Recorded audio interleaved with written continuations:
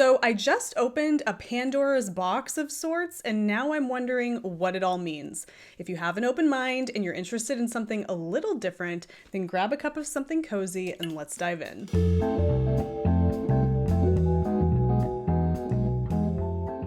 Hello, hello, hello, and welcome to a Wool Needles Hands bonus video. This is not the day that I typically upload. That is actually Wednesdays and Sundays, but I cannot resist. There's something that is at the top of mind right now, and I want to share it with you because I had an experience yesterday that sort of blew my mind. And I want to dive into that experience with you and share kind of what I discovered.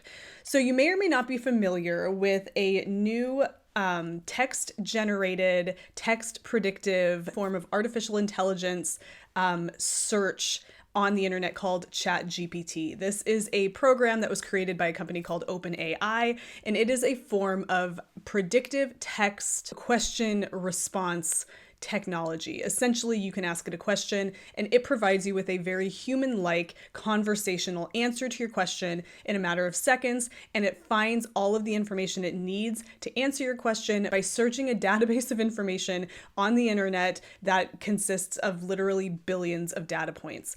It's fascinating. I've been hearing a lot about this. I've been seeing videos about it on YouTube. It's just really piqued my interest because it is such a new technology. And I don't know, what your opinions are on artificial intelligence, and I'm not going into that today. What I'm going to do today is just kind of share with you what this is in terms of its practical use. I'm going to use it for you. I'm going to ask it some questions, and I'm going to be doing that from the perspective of a knitter who may be using ChatGPT as a resource for knitting information. Now, this is not a video intended to scare you or make you think that robots are taking over the world. Absolutely not. I don't believe that, and so that's not what this is. This is just a really interesting technology that is available to people in general, and it's interesting to see how that kind of relates or what that means for your particular niche. I just really wanted to share with you the experience I had and kind of this moment that I had yesterday when I kind of discovered what this was capable of. And I think it's going to blow your mind. So I don't want to talk any more about it. I want to just share it with you. So what we're going to do is we're going to dive into my computer. So what you're going to see on the screen is my computer screen. And then there's going to be a little circle screen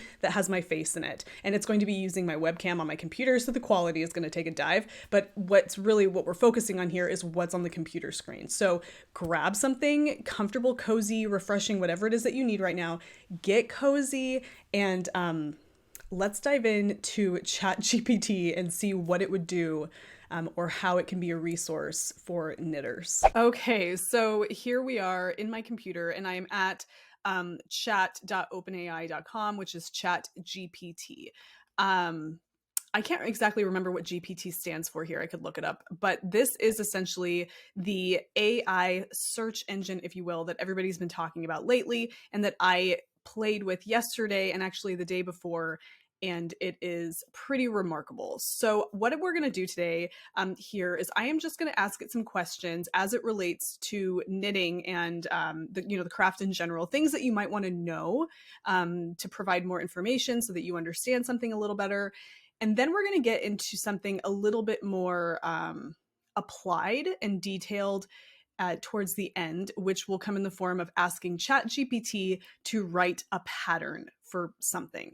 And I think you will be amazed at what this is capable of doing. I don't know if amazed is the right word. I'm not sure what kinds of emotions and feelings you might be having, but just know going into this that you really need to be open-minded.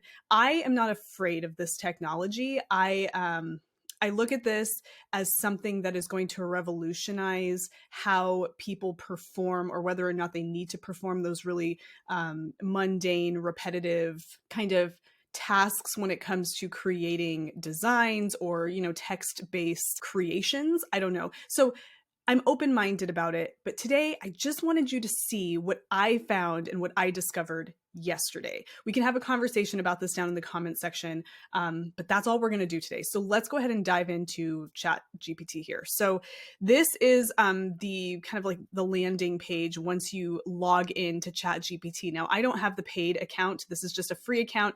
And because it's free and it is so full of users right now, it can run a little slower in the morning, I've found.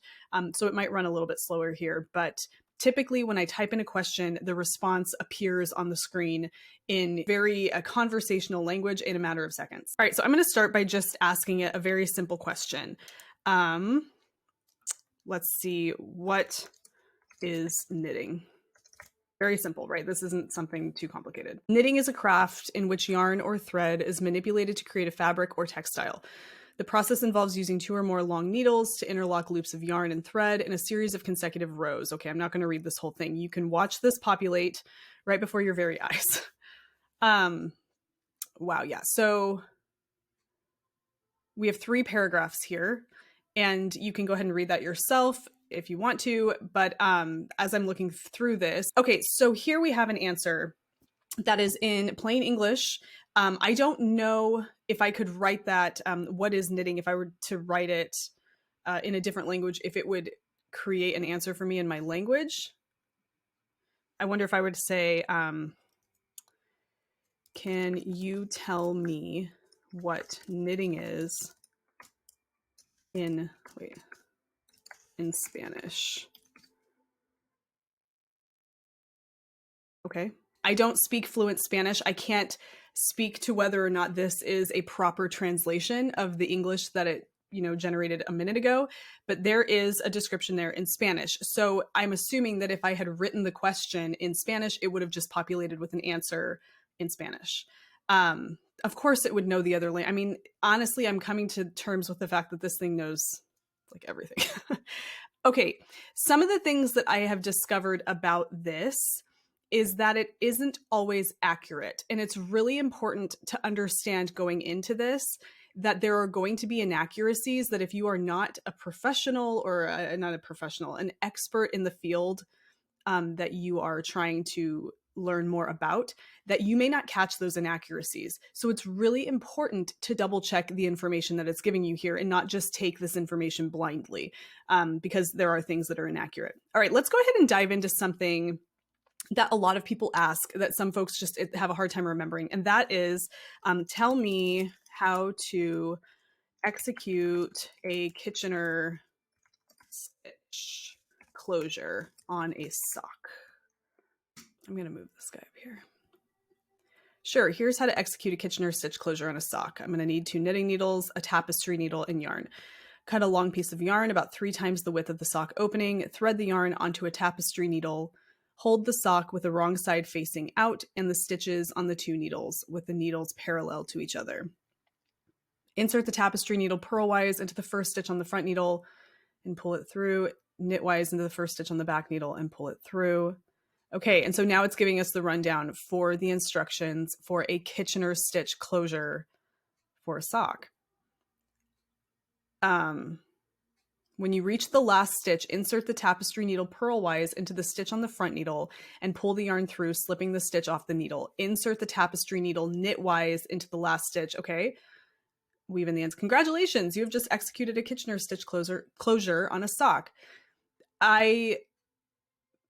So the part where it says hold the sock with the wrong side facing out and the stitches on 2 needles, that's like, to me, an example of an inaccuracy, because you're not going to do a Kitchener stitch closure with your sock folded inside out. Right? I think that's not okay. So this is what I'm going to do. I'm going to see if it can correct its mistake. I don't think I should have the sock inside out.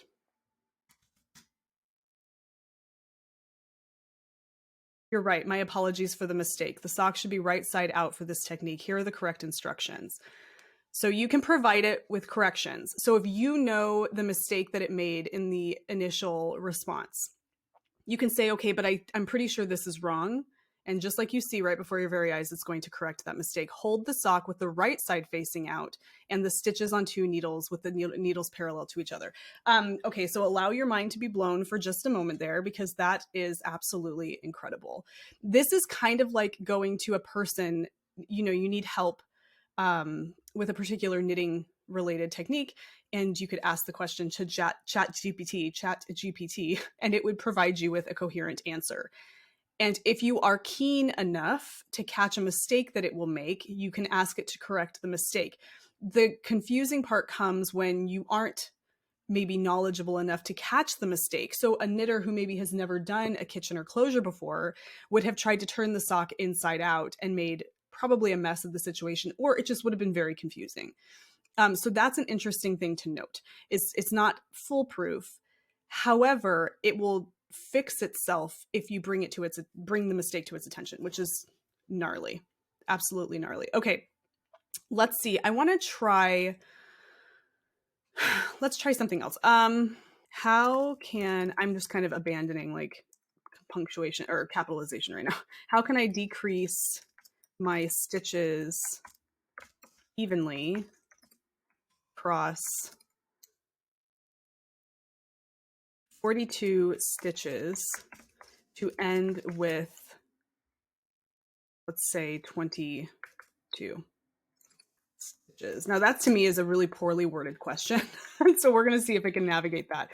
I would probably rework my question. And again, too, like how you pose your question to ChatGPT is going to really kind of determine how much information it can provide you and how accurate that information is. So the more detail you provide to ChatGPT, the more accurate its answer is going to be. And that's just like, that's with anything, right? So the more you provide information wise, the more it knows to look for. So let's see what it says with this really poorly worded question. It's probably thinking to itself, like, what kind of question is that? To decrease your stitches evenly across 42 stitches to end with 22 stitches, you will need to work a decrease every other stitch. Here's how you can do it. Knit the first 2 stitches together, knit the next stitch, repeat steps 1 and 2 until the end of the row. Purl the next row. Okay, so now it's giving me instructions for knitting flat. I did not specify whether I was knitting flat or if I was knitting in the round, which is why it's giving me purl rows, because this is instructions for stockinette stitch.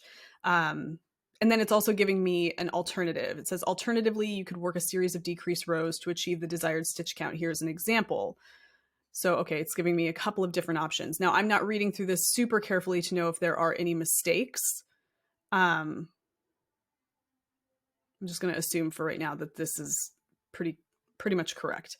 Now, I didn't ask it to do it over how many rows. I didn't give it like an interval that I wanted to decrease. I just said, I want to get to 22 stitches from 42. How can I decrease that evenly? So I think because I gave it a pretty broad request, it's giving me these options here of ways that I can do that. I'm wondering if this is going to be the last alternative it gives me or if it's going to pop in another one. But the more specific I get with my question, the more specific it's going to get with its answer. Okay, so we're still going, and it's, wow, interesting. Repeat steps 11 and 12 until you have 22 stitches remaining. It's telling me only to repeat steps 11 and 12 until I have, oh, okay. So this is almost as if,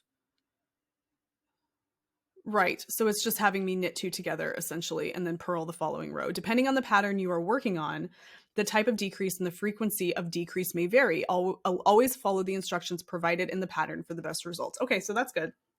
It's giving you a little like PSA there. Don't just follow blindly, right? All right, so some easy techniques, asking questions about techniques. It's obviously giving us a pretty thorough answer. Let's see. How do I crochet a granny square? Again, pretty broad. The more broad the question, I think the longer it takes to start picking it apart. Okay. Crocheting a granny square is a fun and simple project that can be used to create a wide variety of items such as blankets, scarves, and even clothing. Here's how you can crochet a basic granny square. You're going to need a yarn in your choice of colors, crochet hook in the appropriate size for your yarn, scissors, and a yarn needle. And then it's going to give me all of these directions here to make my granny square. Now, remember, everything here is text-based. It's not going to chart anything. So this is all text-based. What this program is actually doing, and the reason it's able to formulate such a conversational response so quickly, is that it is predicting which word to put next, which word makes the most sense. So it's going to say, to continue with additional rounds, every word in that sentence, it's just predicting which word goes next in the sentence that makes the most sense based on all of the data points that it has to pull from, and that is vast. Okay, so there it is. There's our instructions for a granny square. Now, what if I were to say, okay, thank you. I'm not going to actually do that. What if I wanted to crochet this same granny square with fingering weight yarn in 3 colors? Oops. To crochet the same granny square pattern using fingering weight yarn in 3 colors, you can follow the same basic instructions as for the single color granny square, but with a few modifications to accommodate the different yarn weight and color changes. So now it's telling me I need fingering weight yarn in 3 colors, crochet hook in the appropriate size for your yarn. I was kind of hoping it would give me a crochet hook size. And then it's giving me the instructions, and it's telling me when to change to the various different colors. I'm going to ask, what size hook should I use? When it's done generating this response, then it will allow me to ask this next question. Okay, I love how it gives you like a little, have fun with your crocheting. Okay, so there's all of these instructions. Again, if you're not an expert at creating a granny square, there may or may not be a mistake in here that you need to go back and check, or that you might not even like find if you're not sure. So it's important to check. And I don't really know how you do that if you don't know what you're looking for to begin with. So that's kind of an interesting quandary, I think, about this. But there are instructions for a granny square. And I'm assuming what you could do is you could save all of this in your like notes application, work the granny square. If you get to a hiccup, then you just paste this back into ChatGPT and you tell it where there's a hiccup. And you say, on number 12, I think I need to be chaining 3 stitches as opposed to 2 stitches. And if that is true, then it will correct it for you. So it's bizarre. Okay, now I'm going to ask it which size hook I should use. How about we correct our grammar here? Okay. Which size hook should I use? The size of the crochet hook you should use depends on the yarn weight you are using and your personal tension. For fingering weight yarn, the recommended hook size is usually between 2.25 millimeters and 3.5 millimeters. But this can vary depending on the brand of the yarn and the effect you want to achieve. Absolutely. So I think that's good advice. I mean, I wouldn't just expect it to provide me with an arbitrary size of hook. It's giving me the information that I need. It's giving me the right advice. Okay, so we have asked it some basic questions. You can go on to ChatGPT. It's free. It's not going to take your personal information, nothing like that. I think to use it, you just, I don't even think you have to log in. You don't have to create an account to just start searching. I can tell you that. And play with it. See what it can do. See if it can help answer some questions you might have about a technique that you're trying to do. Things that maybe if you are a text-based learner, if it's easier for you to read a tutorial as opposed to watching one on YouTube, this could be a great place to go. A lot of the I don't want to say controversy. I'm not trying to like poke a, what do you call that? Like poke a sleeping dog. I don't know. But this is going to scour the internet of all of the information that is available. And it's going to put a concise and very articulate answer together for you using all of that information. It's like asking somebody that literally knows everything. Now it's going to make mistakes. You can't trust it blindly. It's not going to lie to you. It doesn't have that kind of like cognitive capability. But it is going to scour the internet for all of that information that people are sharing and publishing on websites and blogs and various different places.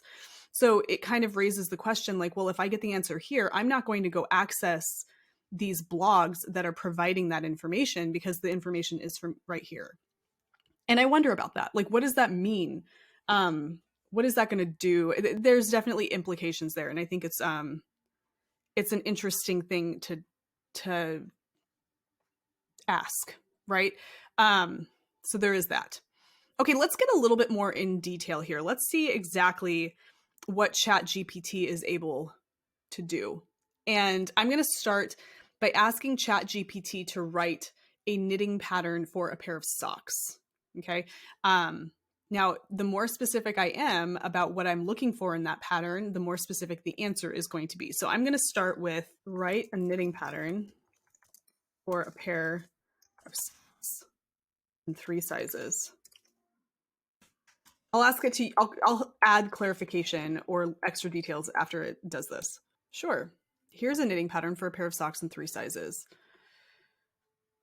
Sock weight yarn, 400 yards each, 2 skeins of sock weight yarn, each 400 yards. Okay. Now, I don't know if that stands out to you, but obviously you do not need 800 yards of sock weight yarn to knit a pair of socks. So that is something that we need to correct. It wants a set of needles, size 1, stitch markers, tapestry needles, a small, which is going to fit a US woman's shoe size 5 through 7, an 8 to 10, a men's 7 to 9. Wow, okay, it's giving me a pretty extensive list of sizes here. It's giving me the gauge, the instructions for the cuff, 64, 72, 80 stitches. That sounds about right. It's giving me the division if you're using DPNs. It's telling me how to divide those stitches across the needles. A 3-inch knit 2, purl 2, repeat for 1 to 2 inches. Oh, no. Repeat round 1 for 2 inches, 2.5 inches, or 3 inches. So that's the size breakdown. Switch to stockinette stitch and knit every round until the leg measures 6 inches. Again, these are things you could adjust, but this is giving me just general. Okay, the heel flap. It's telling me how to do a heel flap. Everything's looking good right now. My heel turn and then the gusset. Okay, things are looking good. Except for that yarn amount. That's obviously not right. Okay, to shape the toe as follows. Knit to 3 stitches before the marker. Okay, it's giving me the decrease. Now, it didn't finish. Repeat these 2 rounds until you didn't finish. Oops, sorry about that. Here's the complete pattern. What? No. Repeat these 2 rounds until you have 20, 24, 28 stitches remaining on your needles. Oh my God. Whoops. Sorry about that. Congratulations. Okay. It just wrote an entire sock pattern for us. It even fixed that not finishing situation, but now I'm going to tell it, I don't think you need 800 yards of yarn for this. What do you think about that, ChatGPT? You're right. I apologize for the error in my previous response. The amount of yarn needed for a pair of socks varies depending on the size of the socks and the gauge of the yarn being used, but typically 1 skein of sock yarn, around 400 to 450 yards, is enough for a pair of socks. Again, I apologize for any confusion this may have caused. It's okay. Thank you for correcting that mistake. Okay, so if that hasn't completely just set off your alarms, I don't know what will, but maybe this will. Okay, so we asked it to knit or to write a knitting pattern for a pair of socks. I'm sure at this point it will do the same thing for anything. But what if we ask it to write a knitting pattern for a sweater? So let's just see. Write a knitting pattern for a circular yoke sweater with a doubled over, let's see, a doubled over collar and balloon sleeves using DK weight yarn and in 9 sizes. I'm not going to do the ellipses. Thinking. Sure. Here's a knitting pattern for a circular yoke sweater with a doubled over collar and balloon sleeves using DK weight yarn and in 9 sizes. Okay. DK weight, approximately, here's my yardage it needs. That's a lot of, well, okay. US size 6 double pointed needles. Oh, so okay, it's giving me circular needles and DPNs. It has the 9 sizes here. It gives me the bust circumference. This bust circumference here is going to be 60 to 62 inches. I'm curious to know how much ease would be built into this pattern here. I bet you if I asked ChatGPT how much ease it's calculating for this design, it would know. But what you are seeing happening right before your very eyes is a sweater pattern. As this is populating, here's what I'm going to say. Some people may be scratching their head and saying, well, what does this do for pattern writers? Now, what's happening here and what this just provided us, it did that thing where it didn't finish, so we can ask it to finish. But what it's providing us here is the skeleton of a pattern for a sweater. And I mean, it's got the details. Like, it looks to me, unless there's little things that I'm missing, obviously you have to check. But it looks to me like this is a sweater that you could knit, and it would, I'm curious to know what it would look like. See, there's no pictures. You don't have any photos. You don't know what this is going to look like. You would absolutely need to test this and be willing to take the time to test it, not knowing what it's going to look like. And that could be an adventure. But some people wonder, like, well, what does this mean for pattern designers? What this means to me is that what ChatGPT is doing here is doing a lot of the repetitive, mundane work that has to be done before the creative. Well, not necessarily before, but it has to be done one way or another outside of the context of the creative part of it, of the unique design element of it. So every knitwear designer pretty much has a formula for their patterns. And that formula is probably used for the most part across that particular type of design. And then they add different nuances. And those nuances are things that this AI can't replicate, right? I mean, I guess if you gave it some crazy, crazy detailed instructions, but I don't think any knitwear designer is willing to just throw that all to ChatGPT. So I don't believe that this is creating any kind of obsolescence for knitwear designers at all. If anything, I think this is providing a tool that makes knitwear design more accessible to more folks. It makes it provides established knitwear designers a tool to simplify certain repetitive tasks that take time away from the creative part of their work. I don't know. I'd be interesting to know what your thoughts are about this. I do not know. Okay. I think I'm probably in the same boat that you are in terms of how I think about this. I don't know. Okay. We're going to remind it that it didn't finish. I don't think that it finished. Okay. You didn't finish. I apologize for the error. Here's the remaining instructions. Okay, now we're going to go to the collar. I want to see how it folds the collar over. Collar, switch back to the longer circular needle and continue knitting in stockinette stitch until the collar measures 6 inches. I don't know if it's giving me instructions here for a doubled over collar. Okay, I don't see anything here about a doubled over collar. And that was something that I specified in my question. It's something that I'm going to want to see in the overall design. So what I'm going to do here is say, what about the doubled collar?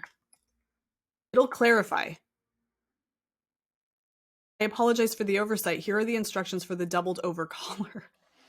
With the right side facing and using the smaller circular needle, pick up and knit stitches along the entire neckline of the sweater. Place a marker at the center back stitch. Fold the collar over at the ribbing and tack it down at the back of the sweater. Okay, so it's just giving me directions on just folding it over and sewing it down. Okay, so there it is. Now what I want to know is how much ease is included in this design. The circular yoke sweater has approximately 2 to 4 inches of positive ease depending on the size. And then it tells me what positive ease means. Okay, now I'm curious to know if it would change that for me. If I said to adjust this so that it had 6 to 10 inches of positive ease. Can you adjust the pattern so it includes 6 to 10 inches of positive ease? At some point I feel like I'm imposing, like I'm asking too much. I might have at this point. Maybe it's a he apparently. Jeez, I don't know. Let's see if it comes up with something. Here's how you can modify the pattern to include 6 to 10 inches of positive ease. Interesting. Okay, I think that what it's going to tell us to do here is how to select your size so that you're getting 6 to 10 inches of positive ease. It doesn't look like it's going to actually modify the pattern.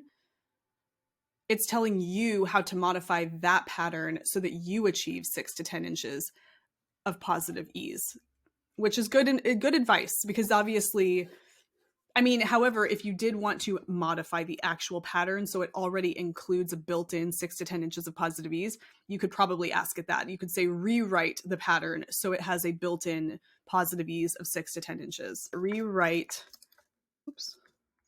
pattern for 6 to 10 inches of positive ease. Here's the modified pattern for a circular yoke sweater with a doubled over collar and balloon sleeves with 6 to 10 inches of positive ease. The largest bust circumference on the previous pattern, I like how it's giving it to me in centimeters as well, was 68 inches and now it's 74 inches. So it's definitely made that adjustment. 1900 yards is the most it requires here. And the previous pattern was 1700. So it is making these adjustments. So that's, really what I wanted to share with you guys today. I am kind of baffled by all of this. It just absolutely blows my mind. How do I see myself using this? I mean, I don't know, to be honest. I don't know if I would use this to design. Well, I don't know. Now, some of you might be thinking like, well, is this okay? Can you design a pattern and use this as a jumping off point and then just go from here with that pattern and plug in your own creative details to make it your own? In my opinion, yeah, I think that you could absolutely do this. I don't think there's anything wrong with that. What I would say is that you would have to take this, test it, and create almost like a muslin, if you will. Like the sewist will create like the garment ahead of time and then figure out what they want to change. And then you would have to make changes to that. Like, I don't know if you would want to take this.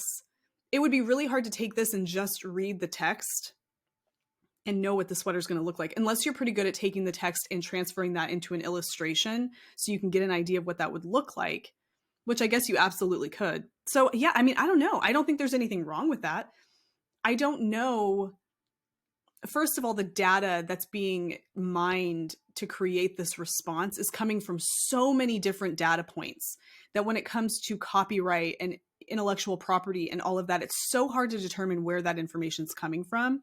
And another thing you're going to notice is it's not giving you any sources. Nowhere on this page can I find out where this information was gathered. And I think that's because it's just coming from so many different places. So you kind of have to just trust or use what kind of knowledge you have to determine if this is correct.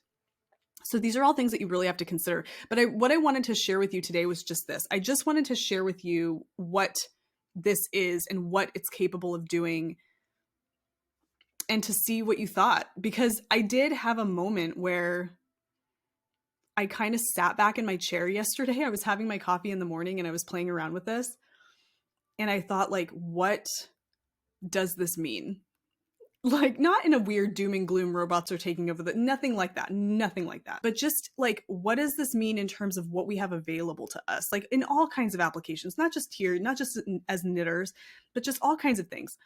And it's an interesting conversation to have. So I just wanted to include this as like a bonus video because I thought, hey, you're my people and I wanted to share it with you to see what you thought, and to encourage you to go play with it, because you're not going to know. If you have an opinion about it, that's absolutely okay. But I encourage you to go mess around with it and see what kinds of things it could help you with that might be able to, maybe you have a broken vacuum cleaner that you need to fix so that you don't have to, lose a vacuum cleaner, which is our situation. We have a vacuum cleaner that we need to fix. We just bought a new one, but I'd like to fix this other one. I'd like to know how to fix it. And maybe this could provide me with the step-by-step instructions. I don't know. You guys, that's my best conclusion here. I don't know, but I will tell you facts right now that we just asked ChatGPT to design a pair of socks, or to write a pattern for a pair of socks, to write a pattern for a sweater. And it did that. And it corrected the mistakes that we caught. And I think that that's crazy. Wild. So thank you guys. I appreciate you hanging out with me. Let's go ahead and take it back behind me to the table and wrap this thing up. Well, there you have it, folks. I would be lying if I said there wasn't an element of this that was concerning, but I am open-mindedly concerned. I'm looking at it and I'm thinking, interesting. What does it all mean? How is this going to be used and leveraged for good over, possibly bad? Who knows? I don't know. I don't know all the answers. It is so new. I'm interested to hear what you guys have to say about it down in the comment section. yeah, it's interesting, it's fascinating, and I just wanted to share that with you guys today. Again, this is a bonus video. This is not my typical format. The midweek ramble will be coming out tomorrow with something that is not technology and artificial intelligence related. I just thought this would be an interesting rabbit hole to go down with you for a brief period of time today. I hope you took some value from this. If you did, give the video a thumbs up, definitely subscribe. Don't forget to click the bell icon so you can be notified when I do upload new content here on the channel. Until tomorrow, when I see you for the midweek ramble, take care, be well, happy knitting, and I will see you tomorrow.